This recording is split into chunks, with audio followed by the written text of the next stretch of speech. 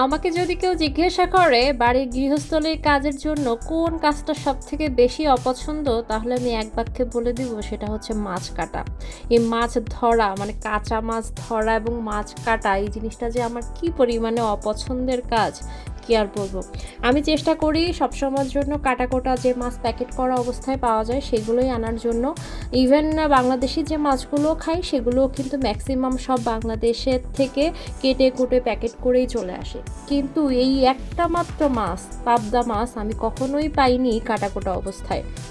মানে এখানে যে বাঙালি দোকান আছে সেখানে পাবদা মাছটাই শুধুমাত্র দেখা যাচ্ছে যে এটাকে কেটে নিতে হয়, আর এইটাই হয় আমার অশান্তির কারণ। এদিকে বাড়ির সবাই পাবদা খেতে তো খুবই পছন্দ করে, যেহেতু পছন্দ করে ভালো লাগার একটা ব্যাপার, সেখানে কষ্ট করতেই হবে, কিছু করার নেই। বাড়িতে যখন মাছ কাটাকাটির ব্যাপার আসতো আমি তখন একটু জোরে জোরে হুহা করে পড়তাম যাতে মা আর কখনো আমাকে ডাকতে না হয়।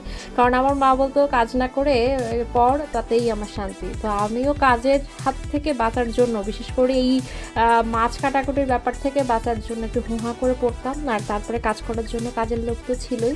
তো এই যে কষ্ট করে কেটে কুটে রান্না করে খাওয়া, উফ, শান্তি। কাটতো।